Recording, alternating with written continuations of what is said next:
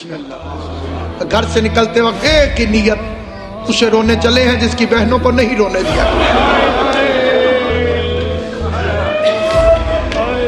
उसको रोने जा रहे हैं जिसके बेटियों को नहीं रोने दिया गया। आपने मुहर्रम का चांद अमन में देखा, फातिमा की बेटियों ने यही चांद जंगलों में देखा।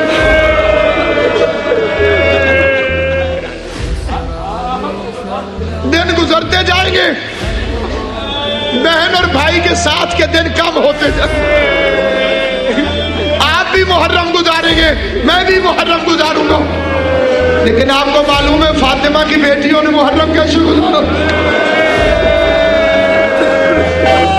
हर चीज भूल जाना, हुसैन को रोना ना भूल। दुआओं को जरूर दिल में रखना, लेकिन मकसद दुआओं को ना रखना। मकसद रखना हुसैन को रोना।